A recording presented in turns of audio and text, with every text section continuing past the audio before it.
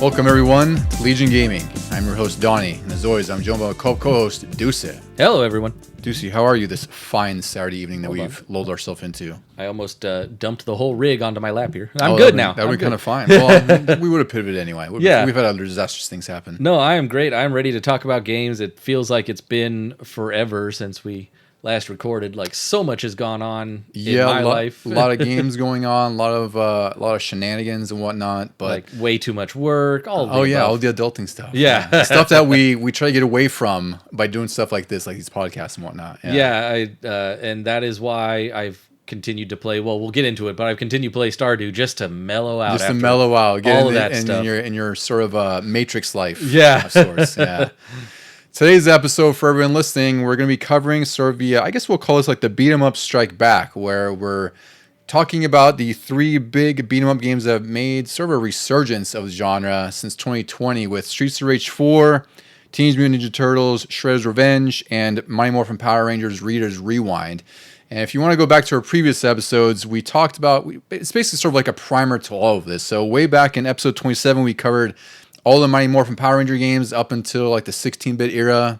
No, actually, we covered then the fighting game. And that's right, and the fighting game, that other the beat 'em up 2017 that's one, no longer available. That's right, but it's just all under the Mighty Morphin banner. Yep. Episode 40, we covered the original NES Ninja Turtle trilogy, and then we also covered the 16-bit games and Tournament Fighters in episode 43. Those were, classic beat 'em ups. Classic beat 'em ups, foundational for us. And most recently, we covered the Streets of Rage trilogy, which you should listen to before this in episode 51. So this episode is really fun because this is literally quite literally the next generation of those genres, or excuse me, of those franchises. Yeah, it's funny we mentioned while we were doing those episodes, like, we compared them to these modern things that just came out recently. We were like, we should do an episode, and then all of a sudden, it just sort of all fell together. It really did. We were just kind of pitching ideas, and we end up covering those franchises together, and we're like, well, why don't we just bundle the new ones up, especially since Rita's Rewind came out in last December, and talk about them. I'd say these are probably the most recent games we're going to kind of deep dive into. I think so. I mean, we did one episode where we covered like our pickups and recent games we've been playing, but this is like our most recent deep dive, so to speak, into these three games, or the most recent games like this. Yeah, so it'll be fun. But before we get into that, Deucey, what have you been playing? Well, like I mentioned, Stardew Valley still going strong. After I was sick, I really got back into that, and then there was just a couple weeks I worked 12 days straight, and you got a marathon. All I could do was just veg out on the couch and do something very minimal when it came to games. So I'm already up to like almost the end of year 2 in that. I've got about 75 hours of playtime, maybe a little more now because I haven't checked recently. Could be up to 80. But yeah, every time I think I'm going to find a stopping point, then the next day comes and I'm like, wait, I've got an idea. I could do this next. Yeah. It's always that sort of bite-sized gamble where it's like, I'm just going to get in this for, 10 minutes, 20 minutes, half an hour, whatever it is. And then it just has that hook where you're like, okay, it's been 2 hours. Yeah. I've watched 3 episodes of a show. Yeah. What's happened with my day? Yep. And when I did finally put that down and I got back into some console games, I don't know what inspired me to do this, but I've just jumped back into Mafia, the definitive edition. Because around September, I put it down. That was my last save file. And I only had about 5 or 6 more missions to go, story levels. And I have to say, though, I found a good place to stop because all of a sudden the game switched on me. Mm-hmm. And it was just so tough to get through to the end. Like, I almost want to take it off of my Game of the Year list last year. Yeah, that's kind of the issues I had with that game towards the end, because I did finish it way back in 2020 or wherever it was. And I enjoyed it for what it was. I enjoyed the time I had with it, but just enough time with it, because I think I finished in 11 or 12 hours. And even by then, I was kind of at a point where I was like, all right, this needs to end, because the story was fine, but then all the early 2000s jankiness kind of reared its head, because it is a remake, but it still felt very rooted in that early 2000s gameplay with some of the stiff movements, stiff animations, and stiff gunplay. Well, it just didn't really allow for stealth when... Even though the missions seemed to be calling for it, they were like, here, sneak onto this boat and don't get caught. Oh, something happened that you couldn't control. Now you have to fight your way out. There was another one. I had to snipe a politician from this tower. And like the distance I had to snipe him from meant nobody should have known where I was, and they immediately knew where I was. And I'm like, God, now I have to fight through a whole mess of cops just to get out of here. And it was so funny because I did okay in the building itself, but it doesn't stop there. You don't get to just walk out the gates and suddenly you're free. Like, the cops have you surrounded, and I was trying to steal a car and get away, but the cars only go like 20 miles an hour. Mm-hmm. So it turns out I just had to turn and run, and I could sprint away faster. And I found like a dock area that the cops for some reason wouldn't go down into and search. And then I just hung out until luckily the star meter disappeared. Yeah, that's kind of the point where certain games where it's just, if the systems aren't working, then that's when it becomes just a chore to play at that point, because I'm not playing how I'm sure the developers didn't intend for you to play that way, where it's just go duck out till the monitor goes down. Just go run. Yeah, it should be engaging enough and fair enough to where you can deal with the one level and get to your objective instead of just, all right, this is stupid and it's just not working, so I have to wait it out, and the AI is dumb enough to just leave me alone until I can safely escape. Or at least let me have a level where if there's stealth involved, let me be stealth all the way through and then get away clean. Like, I understand if I trip an alarm or if I catch somebody's attention, okay, that's on me. But don't just automatically have it as like a story point in the level. Yeah, exactly. What else you been diving into? Is that really the big two, the Mafia and Stardew? Yeah, Mafia was my first game completed of the year of 2025. But then I randomly found on YouTube, like it was recommended to me, this review of a game called Guns of Fury. And it was right up my alley. I was instantly sold. It's like a mashup of Metal Slug and a Metroidvania. Yeah, I got this one right away too, because it was a launch price of $15, and then it went down to $13 for like a launch price, like a special launch sale. And it's very much worth that if you like Metroidvanias and Metal Slug, because it is a great marriage of the two different genres, and it works really, really well. There's no leveling up or anything, as far as I could tell, at least. Like, there's no, it's not like you'd experience. Yeah, it kind of works, but it also means that you're less reliant on boosting your stats, because then it's like what weapons you have and unlock or purchase, and also your skill, which is what factors in more than anything, especially with the bosses in this game. Yeah, I've been surprised how smooth it kind of goes for me, and I do enjoy the weapons and what do you call it? The abilities that you unlock that really open things up. Like, I just recently got double jump, and now I just feel like I can go anywhere. Yeah. Even though there are still some dead ends I can't get past. Yeah. The bosses, though, they're crazy. They're a little like bullet hell-ish, but I've surprised myself that I've been able to get through them okay with only maybe like one death here or there. So the progression seems pretty okay to me, and I've only gotten lost once, which is a surprise. I got lost a couple times. I'm currently lost right now. I'm a little bit further in the game than you are, but it's just, you always get in that with Metroidvanias, where it's like you're gonna get to a point where things are flowing fine and you're kind of progressing at a good rate, and then you hit a wall where it's like literally where like I've been every part of the map, I'm pretty sure, and then you end up finding something you didn't expect. And I find that with this game too, there's certain instances where like I had to shoot out a floor one time because I didn't realize there was a switch under it, and there was also a stage I realized I couldn't push until I got back to that room. I was like, oh, that's what was stopping for the last like hour and a half. Yeah, the one I got stuck on was like, I mean, the weapons do an okay job of telling you what they're going to do. It was just my I don't know, what was it? What am I thinking of? Like, I wasn't paying attention to the details. And so I got this weapon that arcs up and over, and there was a switch up above me. And I, for some reason, didn't realize that, this flaming torch thing will be able to push that button. Yeah, it takes a little bit to kind of get the syntax of the game, as I like to say, where it's like you kind of understand how the game rules work and what it wants you to do. The only nitpick I really have is that sometimes some of the platforms, it's not so clear as to what's part of the background and what's actually something you can jump on. Yeah, that's true. It's just there's not enough visual contrast between the darkness of the background and the platforms. But I mean, that's a nitpick. Like, sometimes you have to blindly jump on things like, I can actually stand on this, And I found that at least it's not cheap, like back in the Nintendo days where you don't know what you can jump on, and if you try for it, it's like a death pit or spikes or something. At least in this one, you just sort of fall back down to the level you were on, and you're like, whoops, I couldn't go there. Yeah, exactly. Yeah, so I've been playing quite a bit of this one too, because that's the one that's on the Switch. I'm sure it's on other consoles. I don't really look. I'm sure it's on PC and something else at least. No, it's been perfect as a little handheld. Exactly. It's perfect. Like it runs fine enough because it's just 2D. It looks great, and it's been a really good time so far. What I've been playing, I'm always playing a lot and rotating through a lot, but what I got into recently was Star Wars Outlaws. I finally found it cheap because I've been eyeballing this since release. It's an Ubisoft game, so that's why I assume, within like 5-6 months, it usually goes down to like 20-25 bucks. And that's about what I paid for. I found it on GameFly for 25 bucks. Yeah. It went down to 23 like 3 days later, so I could save $2. But whatever. But I fully expected to enjoy this game because I don't want to say it like most people because I'm giving some sort of credence to the vocal minority online. It's really just people complaining about stuff. But I tend to enjoy Ubisoft games. It just depends on the game, right? Like that formula's fine where you have a pretty big open world. There's a lot of side activities. There's a lot of distractions, a lot of treasures to pick up.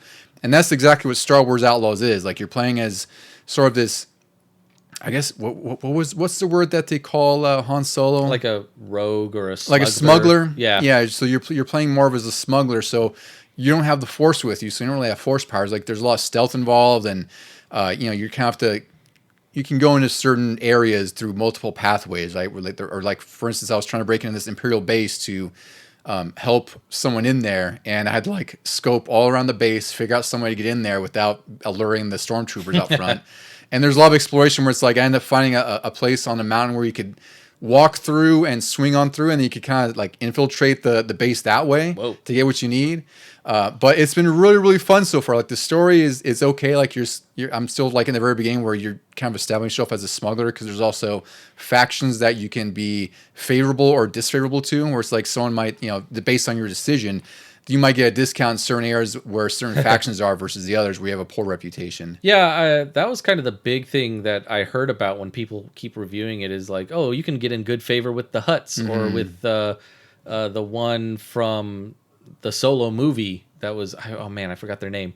But yeah, like that interested me most of all was, well, not to mention it's a pretty decently sized open world game. Well, and the planet you saw me on earlier was just one planet. You can travel to other planets I haven't gone to yet. Oh, yeah. That's right. You can fly up and out of there. And there's also space combat. Like I did a little bit of that earlier in the game. Like I had to fly into this, Empire space station or something and go in there. It's really impressive. Like I could, I wouldn't say it's a 10 out of 10 game or anything, right? But it's a solid 8 from what I was playing, 8.5. Like it looks absolutely incredible. It looks really good. I don't know what engine Ubisoft is using, but it looks and feels like Star Wars, and there's a lot to... It definitely sounds like it, too. It definitely sounds like it, yeah. So I've been really enjoying that quite a bit. I'm still into Like a Dragon Infinite Wealth. That one's definitely had its hooks in me, more so than most JRPGs, which is fun.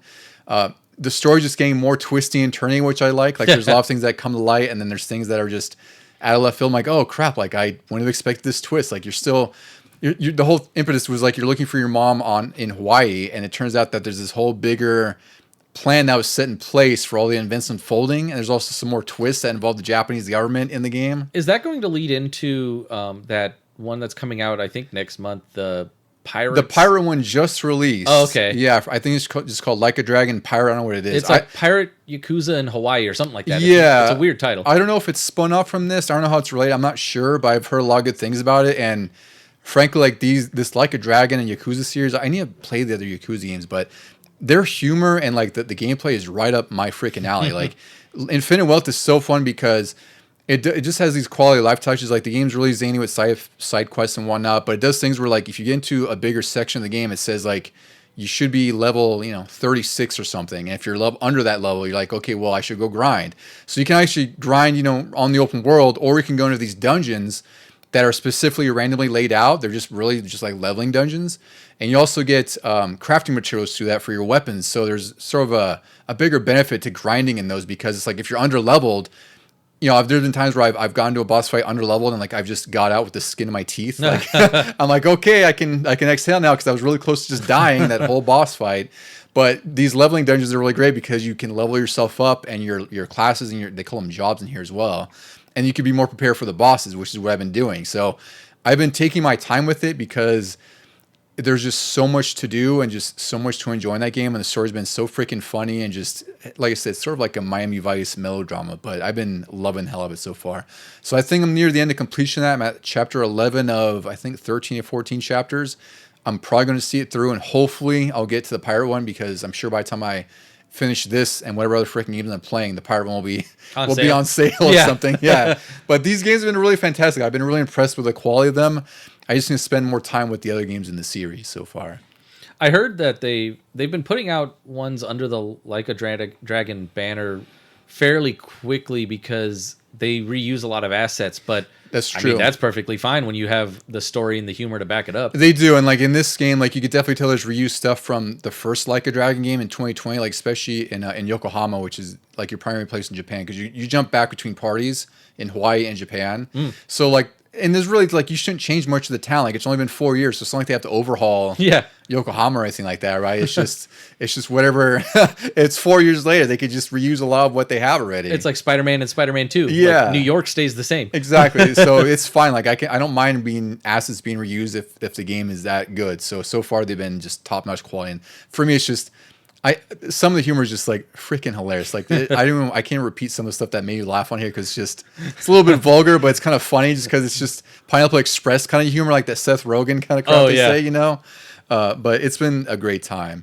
But I guess with that, Ducey, should we get into our beat 'em ups strike back here and talk about the resurgence of one of our favorite genres?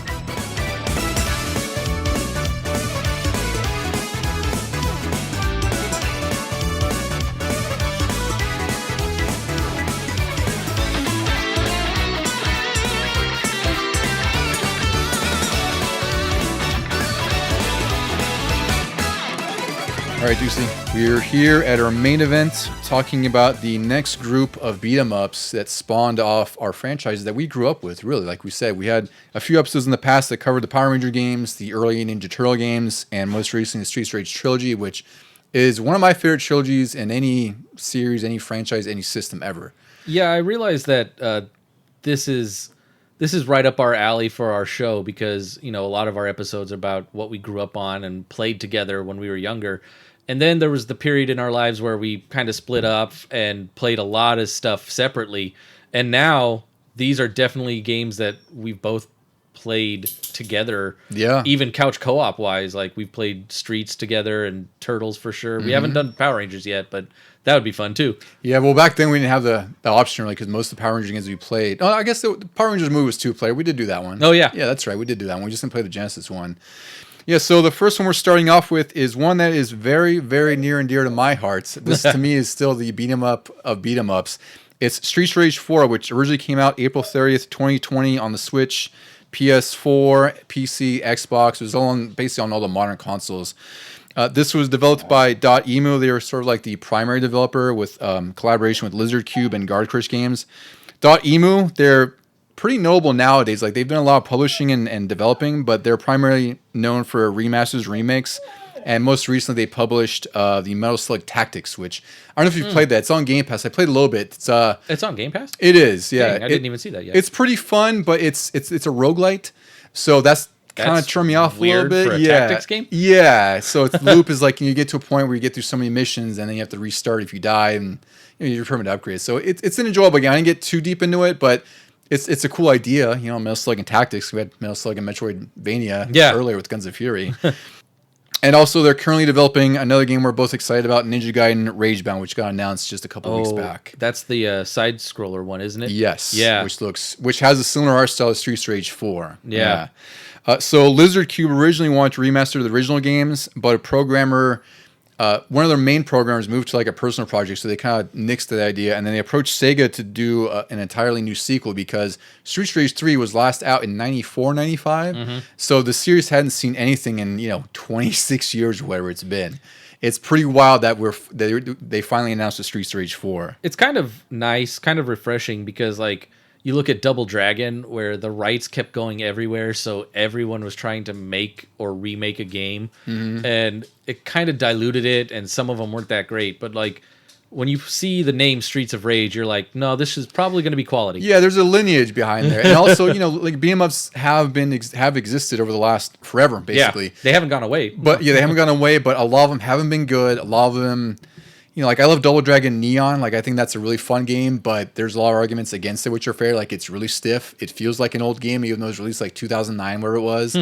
beat 'em ups since then. Like there's one really good one called Fight and Rage. That's one of the more notable ones that was on PC, and I think it's on Switch now. That one's really good.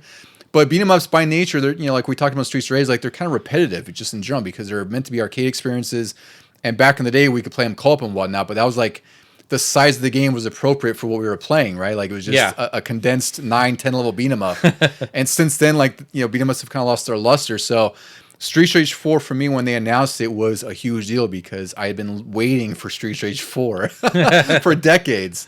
If you remember, Ducey, Fighting Force, that was meant to be Streets Rage 4 way back when. Oh, that's right. But into the 3D era. In the 3D era. And which Fighting Force was a fun game. It was enjoyable. Like it's not it's not the best beat 'em up either at the time. Talk about repetitive. Yeah, it's a repetitive 3D beat 'em up, one of the earlier ones. And to me, when I was a kid, I almost thought that was a Streets Rage 4, and that was before I knew it was intended to be a Streets Rage 4. All the main characters you play as were definitely cut from that template. They were. Like, you had the big bruiser, you had the female lead who's quicker and more agile. Yeah, the male lead too, who just I don't know, did he have like a jean vest? He had it was like sleeves, and it was like an opened up button shirt and like a tank top under. Yeah, he just looked like a gritty urban guy, vigilante kind of guy. Yep. Yeah. So again, when this was announced, I was very excited for it. I was very much looking forward to it. And then it finally released in April of 2020. This has a lot of heavy hitters on the music. Like the original or the primary composer was, I'm going to probably butcher this. It's a French name, Olivier Derivière. I'm not sure how to pronounce that. And also Derivière, something like that. Yeah. Apologize out there, Olivier. So he was a primary composer, and then they brought back Yuzo Koshiro, who was notable for a lot of early games and still is prevalent today in composing. He's one of my favorite composers. They got a lot of great people on here, and just for some background, Olivier actually composed music for Remember Me, which is one of my favorite 360 games. It's that game I was telling you about where you can kind of rewind scenes and reconstruct crime scenes and whatnot. Oh yeah. It was really cool. He also did Plague Tale, Innocence, Vampire. That's really immersive sim vampire game from 2017, I think it was. And he also did Dying Light 2, which is one of the more recent games that we've we've kind of talked about like in the last year or so. But this game takes place about 10 years after the death of Mr. X. He was the leader of the Syndicate, as it was called. And in this one, Mr. X, who is his son, and Miss Y, they're like these terror twins who are creating this new syndicate. And then Axel, Blaze... Isn't he also Mr. Y? I thought they were both Y. No, they're Mr. X and Y, I think. Oh, weird. I think. I could be wrong, though. I didn't play it last night, unfortunately. I was pretty sure they were both Mr. X and Y. Axel's in here again, Blaze, and then Adam Hunter's daughter. He was one of the heroes in the original game. Her name is Cherry. She's in here. And then Dr. Zan from Streets of Rage 3, his apprentice Floyd, is in here. And the story in this game is that those four are arrested by the corrupted police, much like the original games. Mm-hmm. And they essentially break out and go through the city until they reach Twins' Island before they defeat them and ultimately arrest them. Ducey, did you play this when it came out? Because I got this launch day and I was instantly... I think it was on Game Pass from day one, maybe? It was. Yeah. That's right. So I played it right away on Game Pass, but I realized I didn't get too far in it because I've played it again recently on PlayStation. It's on PS Plus. Mm-hmm. And I got to the last level and I definitely don't remember... I think I probably got to the top of the train, like the moving train. Oh, yeah. Which is usually in all beat 'em ups. Mm-hmm. And so I remember that, and I think we even got to that when we were doing co-op with like Mike or somebody, but that was it. And then some of the further levels after that, I was like, whoa, these are interesting. And it's a weird mix of, it feels long because you're beating up a lot of guys, and then in hindsight, it's kind of a short levels. Yeah, the levels are pretty brief. There's 12 stages in here. There's a story mode. There's an arcade mode, which arcade mode is very much like an arcade game where it's like you have your lives and that's it. You can gain more by collecting points or beating enemies. And then once you lose all your lives, it's basically game over. I think you can collect continues too. I'm not totally sure. And then there's a boss rush mode where if you want to just rush through every single boss in the game, you can do that. No, thank you. Yeah, it's rough. There's a battle mode, 2-player versus. There's online, which we talked about, which this supports 4-player locally and then only 2 players online, which is unfortunate. But I guess there was issues, at least when this game came out, about syncing 4 players online, which I can kind of understand. I've played this online with a couple of friends, and back at launch, it was kind of spotty. Even on Xbox Live, it was just kind of laggy at times.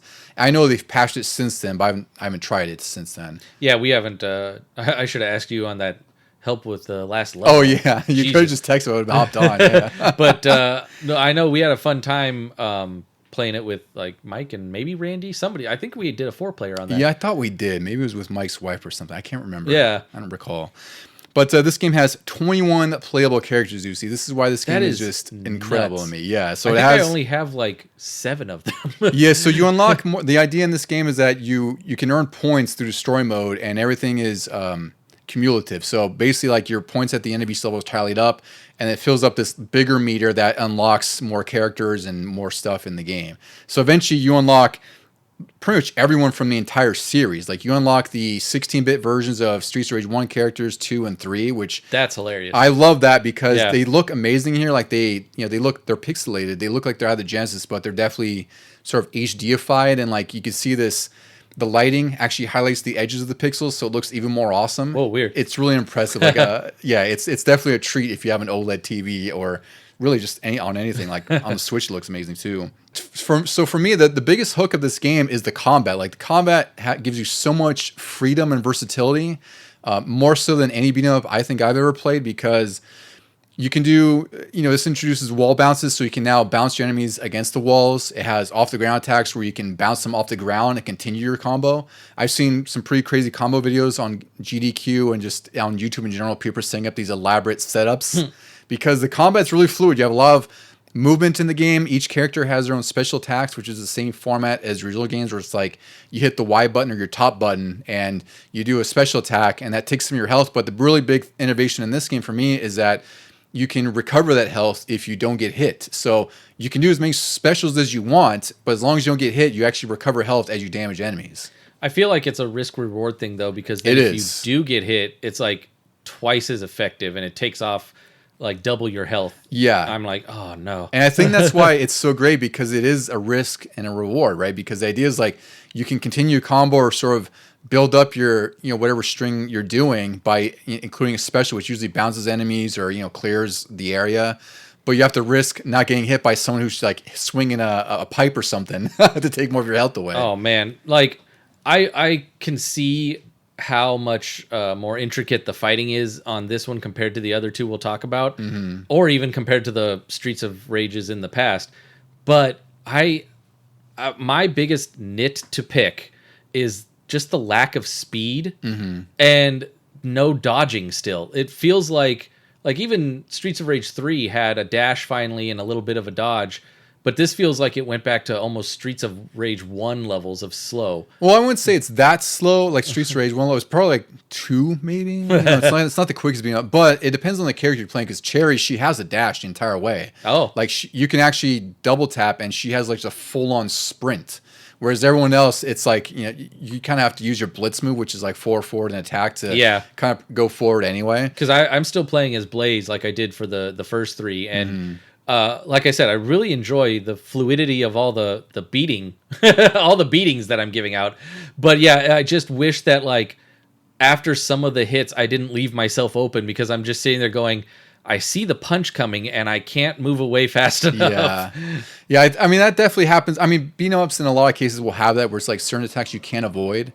But for me, I feel like I'm in most control of the game. Or I'm in most instances, I'm in control of this game, where it's like I know how to dodge certain things. Like I know how to manipulate the enemies or group them up together, right? Because you want to technically group them up so you can combo them all together. Do not get surrounded. Yeah, because it'll be rough when you get surrounded, because you do have your special attack, which will kind of clear out the general area of you. I do like the back kick too, if you like push 2 of the buttons and then you do like a back kick to get somebody off of you. But they've had that since the originals too. That's one of the things that I wish beat 'em ups ripped off, because there's a lot of beat 'em ups that don't have a back attack and you're just like left wide open. Yep.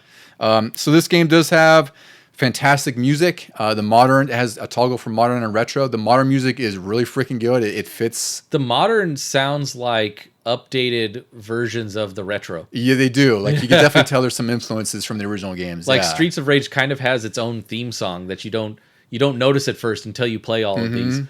And then the retro soundtrack is great because it does have a whole mix of the original series, and even has some like Master System and Game Gear versions on there, which to me is a testament to how good Yuzo sure did on those versions, because those are old primitive systems, but they still sound amazing for being, Streets of Rage is pretty complex music, I would say. Like it's just like a a fast nightclub vibe kind of thing. And Master System Game Gear versions sound pretty damn good for their limitations. I still want to keep my eyes out for a Game Gear version.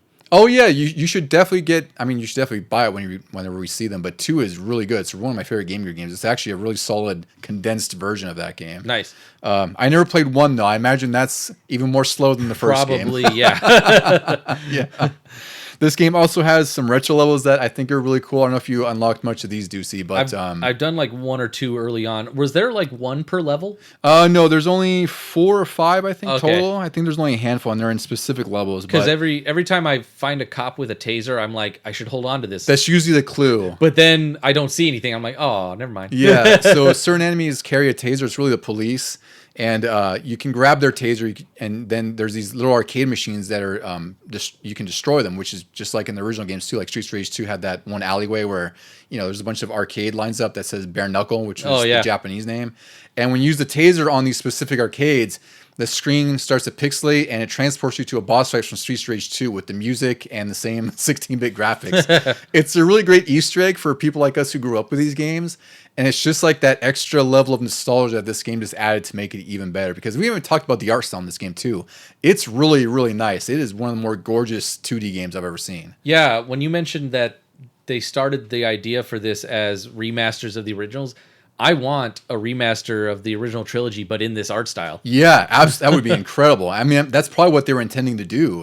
Like that was probably their original intent, was to make a new Streets of Rage with that same art style, and they just made their own game with it, which I think works better because then they have a little bit more freedom to, to kind of blow things out and express themselves versus just being confined to what was designed in the first 3 games, This is basically a remaster of those because a lot of the enemies are exactly the same. They are. Well, I guess it makes sense because they're supposed to be 10 years later, right, in the story, so it's like it's a new syndicate, it's the same old cronies. Same city. Yeah, same city, Yeah, and then I guess we'll get some Metacritic and OpenCritic scores real quick here before we kind of wrap this side up here. So OpenCritic score is 84%. Metacritic is 84 out of 100.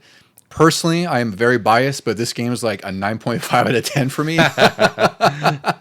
But nonetheless, those are really solid scores. Like 85 is one of the, a lot of developers wish they could get an 84 on the scale. I was going to say, I'd probably agree with these more than anything. Like, I do enjoy the fighting, and like I said, all these new moves and everything. It looks cool when you accidentally like bounce somebody off and continue to juggle them. Like I said, I just wish there was a little bit more pep to the step. And I could see that, yeah. And for some reason, like the difficulty ramps up only at the very, very end. Like I was telling you last night, I was playing through it. It's the first time I've ever gotten to the last level, and I kind of breezed through it. I didn't get game over at all. You get lives, which I do enjoy more than the original trilogy. Like every new stage, you go back to 2 lives. Mm-hmm. And sometimes I would get down to 0. Like sometimes the bosses take like a couple of tries, but I would always finish the level and move on. I was like, whew, by, like you said, the skin of your teeth. Mm-hmm. Then I get to this last damn level and I game over twice. Each time I replayed it, I would get less and less far. Well, that's just frustration setting in at that point. That was not only frustration, but pain in my hands. Like, this game is going to single-handedly give me carpal tunnel.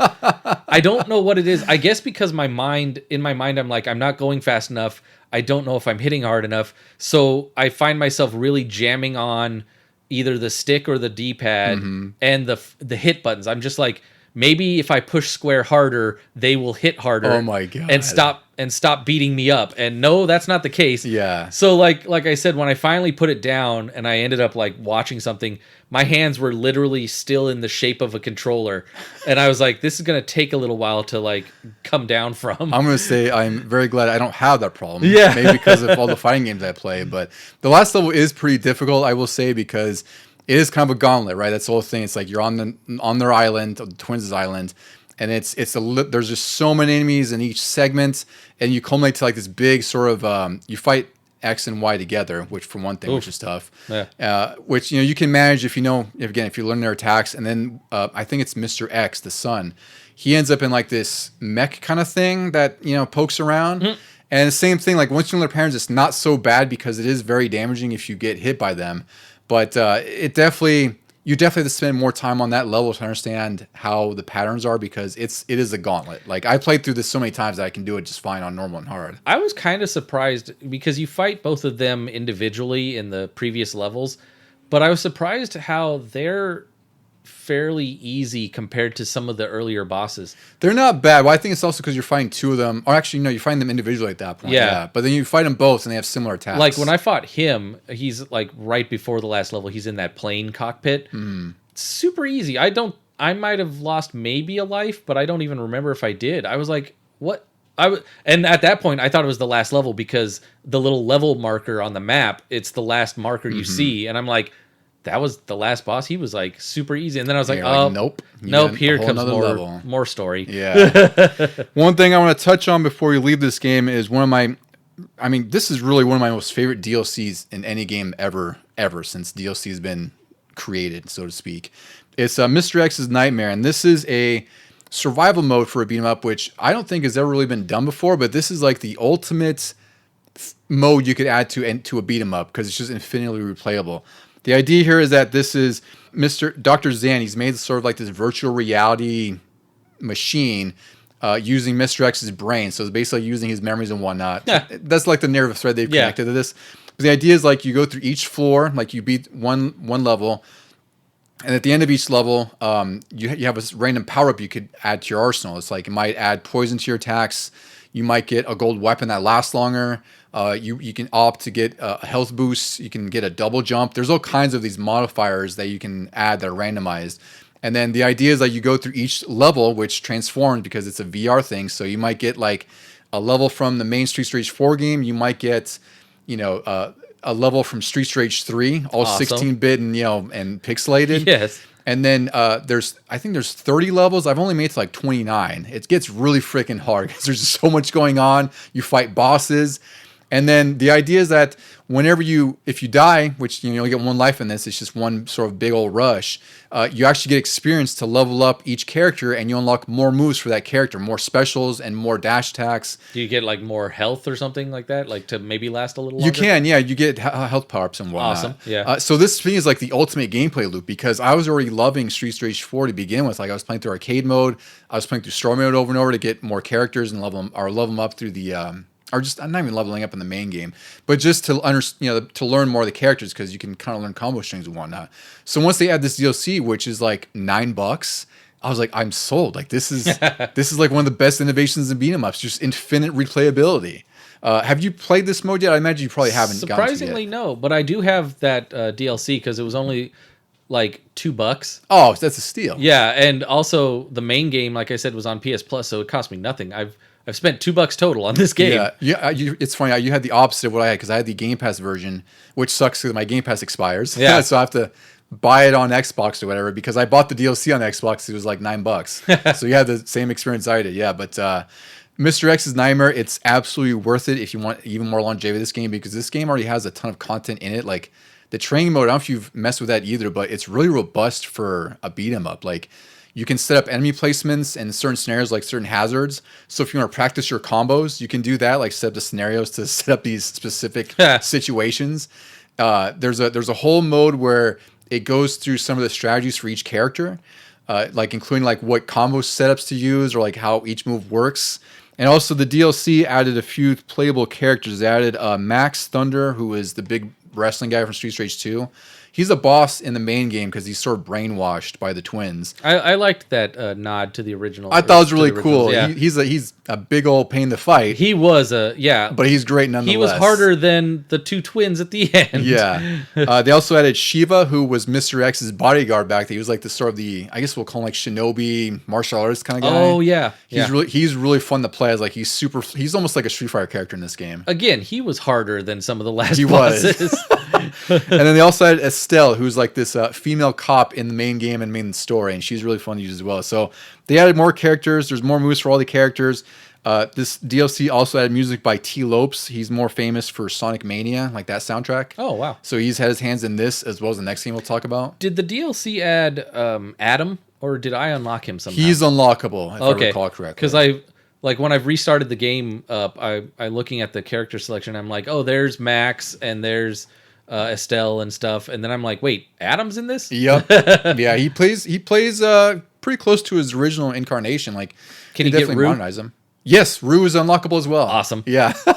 I think he was added with the DLC. Oh, cool. Because I know he was like a little bartender in one of the levels. Yeah, I thought it was a cool Easter egg. And then I think you're in like an art museum or something, and he's like an abstract painting in the background. Yeah, so this game, I mean, through and through was developed with love for the genre and love for the franchise. For sure. And to my eyes, like, spoiler, like, this is really my most favorite beat 'em up of all time at this point, because I don't know if there's anything better than this.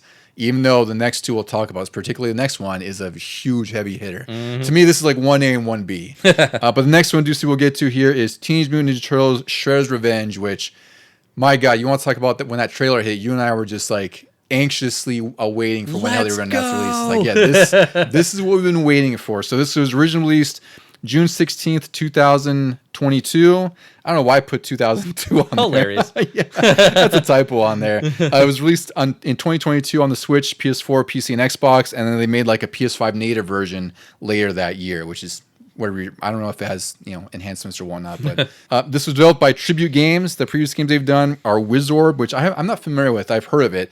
Ninja Senki DX, which I have played. That was a very old PS Plus game. It's sort of an 8-bit side-scrolling game that is pretty damn hard.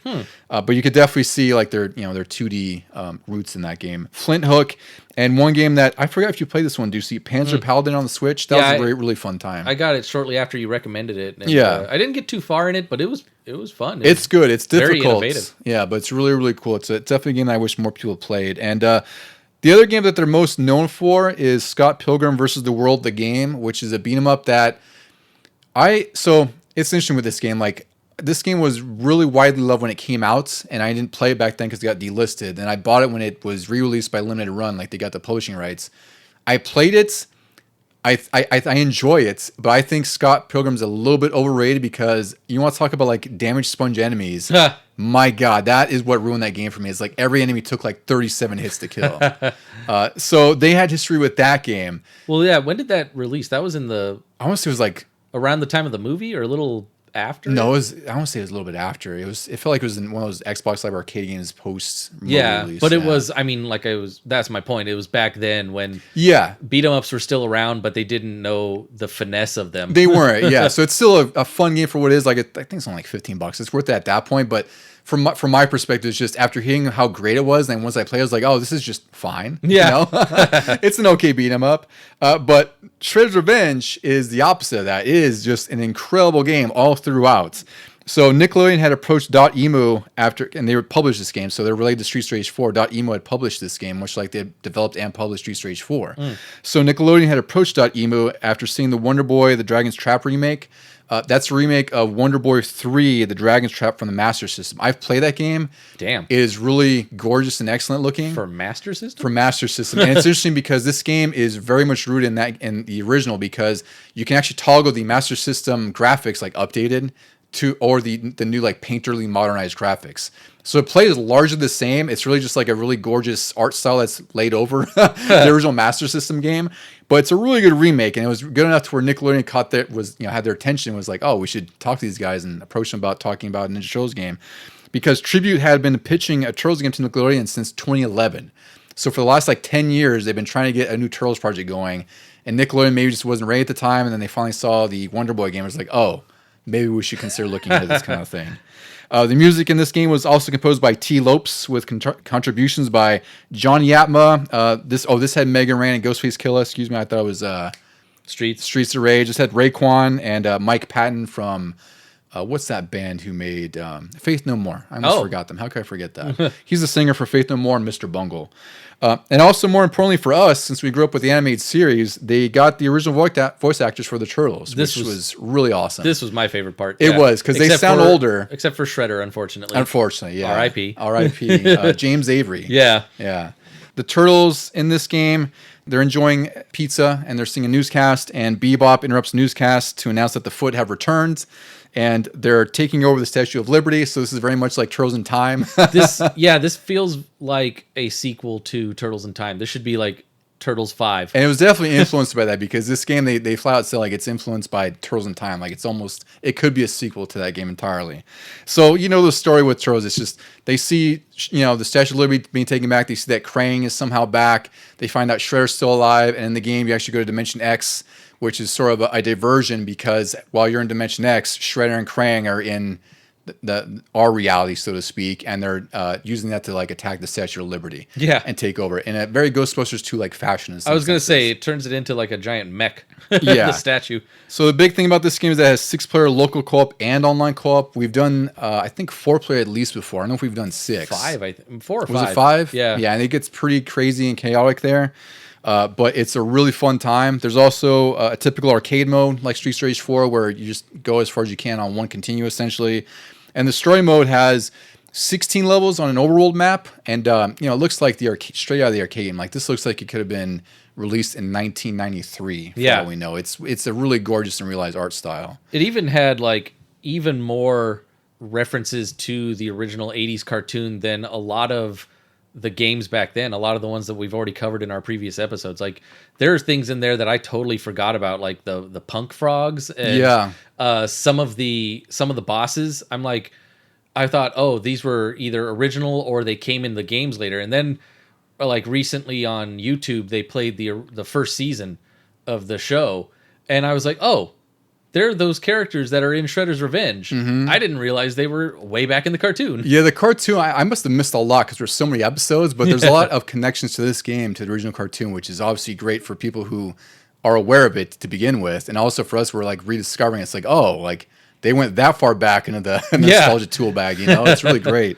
So as mentioned, there's 16 levels. There's 11 playable characters. There's the Turtles, April O'Neil, Casey Jones, Splinter's playable.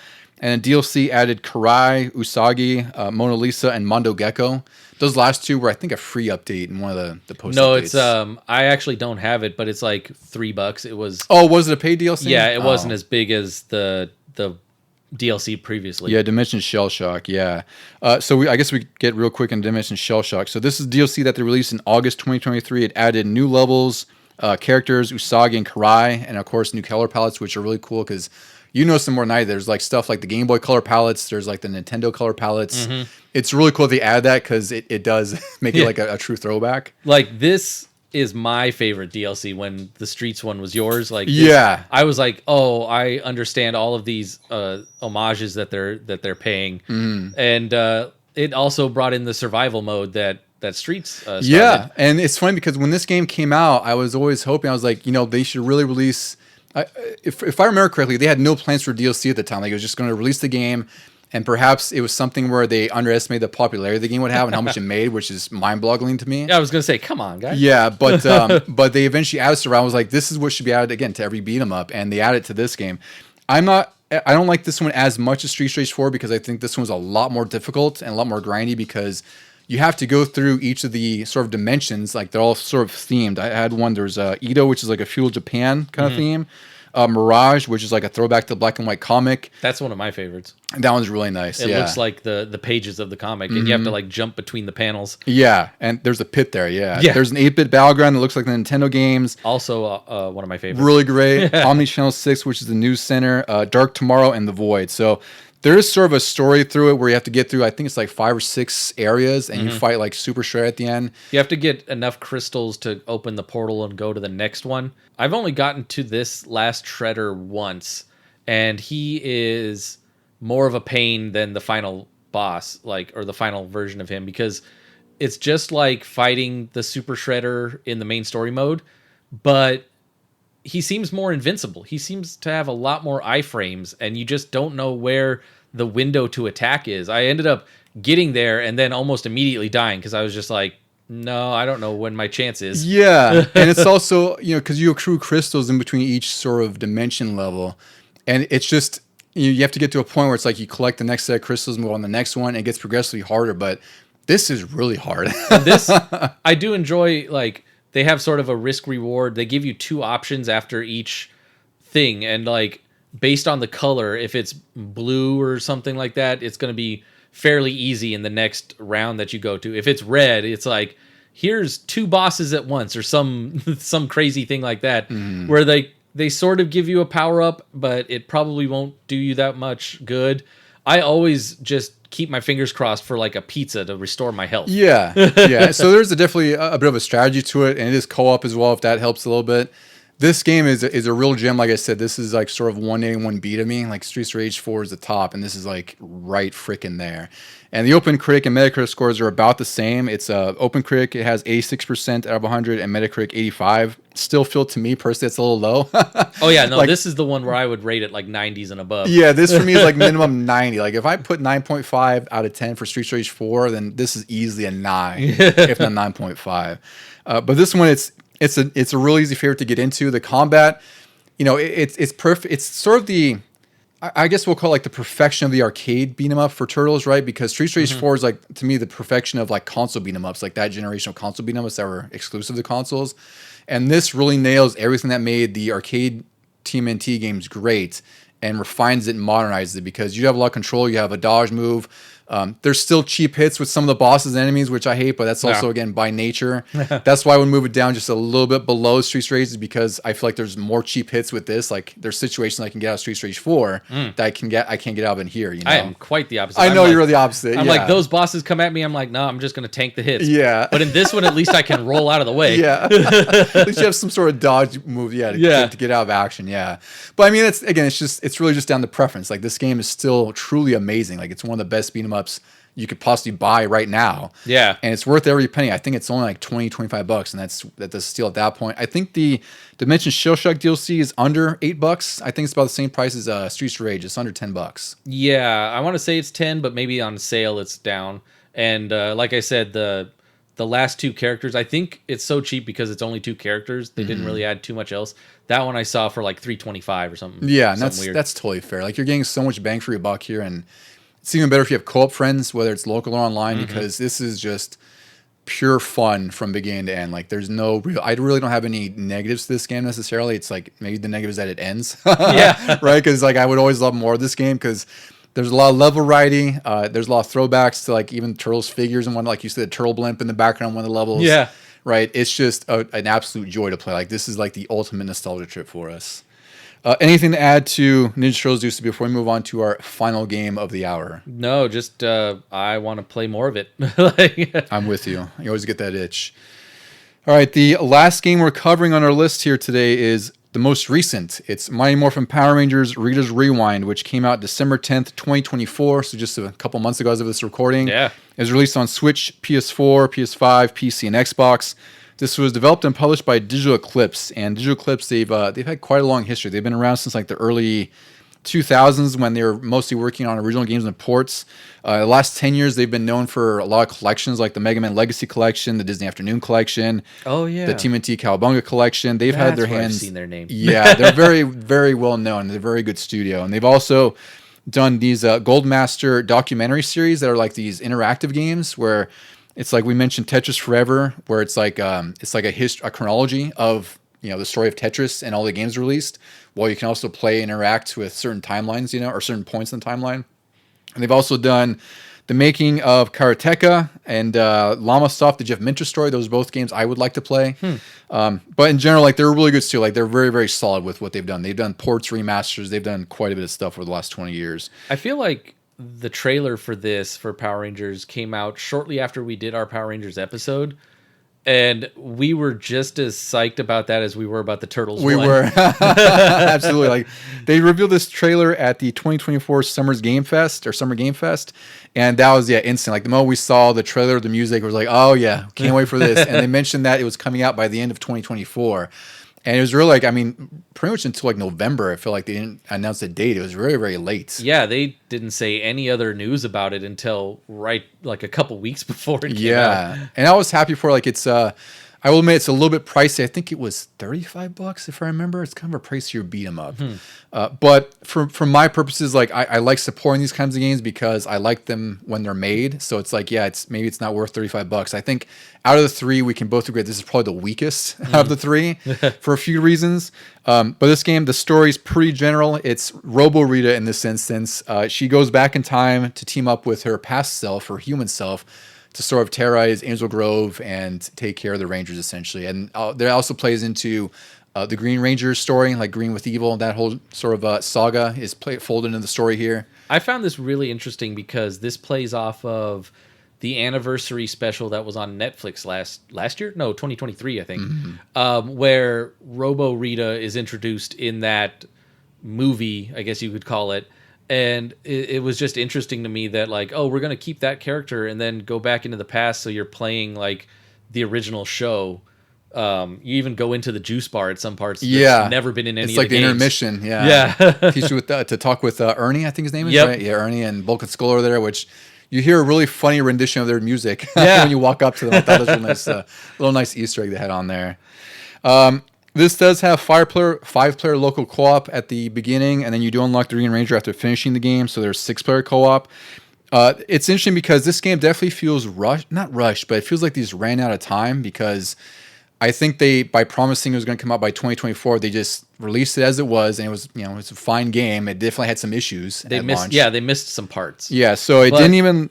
It's just recently they're getting patches in that like add moves. Yeah, they're actively improving the game, which is always a good sign because I had nitpicks in the first few days, and then within, I'd say that the following weekends after release, like within the first week, they released a patch that addressed a lot of the issues I had. So initially, like, online, this does have online play, but in the beginning, only the PS1 or PS5 version of PC had online play at launch, and then patches for the Xbox and Switch were released later, which kind of tells you that this was, facing some sort of issues with certification or timing. Yeah. that the patch was in after the fact, and then that patch within the first week actually addressed some of the physics, the difficulty, and the UI, which were in dire need. Like, I played through most of the levels. There's only 15 levels in this game, and I played through, I don't know, like 12 or where it was, 10 of them, and you definitely hit a wall of difficulty because this game has a lot of variety with its levels, where some might play like a space harrier game where it's like you're in a Zord scrolling on a plane left to right, and the enemies are coming at you, literally like space harrier, like a belt scrolling shooter, like a shmup, but like a behind stationary the back yes. shmup. And it's great for variety, but the difficulty, and for me, it's like I typically don't mind difficult games, but I kind of draw a line where it's just like cheap. Yeah. And that's where this was at launch. Like, it was really cheap. Enemies hit hard. You were hit by stuff that you couldn't even really see because there's so much crap coming at you. The combat felt stiff in the sense that you couldn't really combo some of your moves together. It was really disparate moves. And you were slower. Yeah, the walk speed was much slower, but that patch in the first week addressed most of that, where now your walk speed is considerably faster. These little time displacement cylinders that come out that you have to destroy that will rewind time if you don't, those have their health reduced because they're really hard to defeat. Yeah, it usually took me about like 3 explosions and rewinds, and now it only takes me 2. Yeah. So they're actively working on the game. There are some other variety of levels. Like, there's one where there's like boss fights where you're playing as a Megazord in first person. It turns into like this punch-out Tellero boxer, which I thought was really cool. That's fun. I got stuck for a little while, though, where like you don't ever lose that battle. You just constantly power down because the goal is you have to get enough of a combo to fill up 3 meters of your power sword. Yeah. And as soon as you get hit, you lose the meter if you didn't have it. You lose a segment there. Yeah, if you didn't have it totally filled. So, like I said, you don't lose it. Even when you get down to 0 meters on your power sword, you just never really lose. You're sort of in this like state of flux where you're like, I want to leave this game now. Yeah. Please knock me out. Oh no, I'm never dying. Yeah, you kind of at that point you kind of have to like reset yourself and really just kind of look where the attacks are coming from and dodge and hit appropriately. But it's like, I will say, like, this game, I really enjoyed it for the time I had. Like, it's really, just like most people, it's like a couple hours long at most. But some of the bosses are just way too cheap. Like, you fight the, I think his name's like Chicken Foot or something like that bionic chicken kind of boss. Is he the one with the chicken head in his stomach or something like that? Something like that, yeah. And like, it's just, it gets to a point in this game where even after the patch, like, there's just too many cheap hits from the boss. Like, they can interrupt your attacks. They can cut right through them. Mm-hmm. They're also damage sponges. They have a ton of iframe segments. Yeah, and they have way too much health. And what's even more disappointing is like each ranger has a unique sort of screen clearing attack, which looks awesome each time it happens, but it does almost no damage to the boss. It's like it's really minimal. It seems very what's the word for it? Like no matter how much of the power has hit the boss, it's always going to take off the same amount of health. Yeah. And I'm like, that doesn't seem fair. I was trying to time it so that he wouldn't be blocking at all, and then I would hit him, and sure, it connects, but then I'm like, okay, well, that was the predetermined fourth of a life bar. Yeah. And, it does feel like we're being pretty critical in this game, but I feel like these issues are issues that do get in the way of the enjoyment of the game. Whereas a lot of things with the nitpicks we could have with Turtles and Streets of Rage 4 are pretty minimal because that doesn't get in the way, not including your last boss fight, your last level there. Yeah. It doesn't get in the way of the enjoyment of the game as a whole, right? With Power Rangers, it's a lot more expensive than both these other games. And it's a lot harder to get into for that reason, where it's like sometimes it just feels like it's not fair to you in how you're playing. I do hope they also add like a survival mode to it, because it's an interesting choice to have Green Ranger as the last boss. Mm-hmm. Spoiler alert. Because most of the games we talked about in our previous episode, it followed the flow of the series where Green Ranger was somewhere kind of in the middle, and then they used him as an ally for other bosses, and you can do that in the games back then, unlock him and go.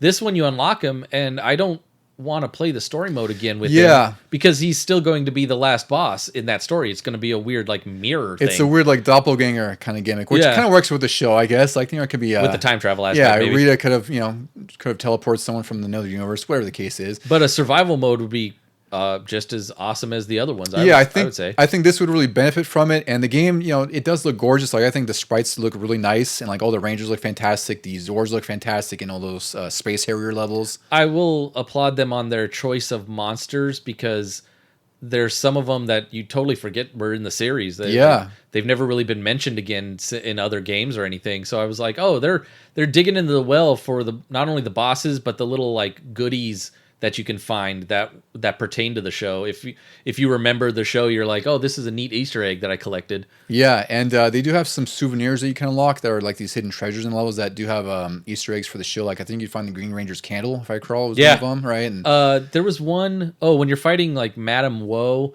there's a girl you rescue, and I was like, oh, I remember her from the show. She was like a big character. She had a crush on Billy. I think is it the teacher you rescue as well? You rescue the teacher and the principal. That's right, the principal, yes. And then they show up in the juice bars where you can kind of talk to them after the fact. So this game, again, like it has fan service. Yeah, for sure. The thing is, I think this game is at a point where it could be really, really good. It's just it has some sort of kinks to work out, is what it is, and they're working on it. Like they just released a new patch even as we speak this week, where they add like modifiers for like one hit kills on enemies. So it's like a really old beat 'em up where one hit and they're dead kind of thing. Nice. One hit where you're dead. I think there's some like health boost upgrades or something like that. They did a thing where you can immediately jump back up if you've been knocked down. Yeah, which is a big thing was missing. Was a lot of defensive options. You really didn't have them. Like you had a dodge, but instinctually with Streets of Rage 4, like when I get knocked back, I'm just already hitting A to like recover, because you also mitigate your damage. And that's what this game needs a lot too, especially with so many enemies on the screen and some of the cheap hits you get from bosses, because there's times where when I was fighting the Green Ranger, like you're doing the hand-to-hand level, I think it was on the rooftop, there's a point where I couldn't move. Like I would dodge out of the way and he was there already attacking me over and over and over. It's like I couldn't, and he was down to like that last bit of health, I was like, I just need 3 hits. Yeah. Don't kill me right now. That was the most ridiculous hand-to-hand fight that I played in this game, because at one point it felt like facing you in Street Fighter.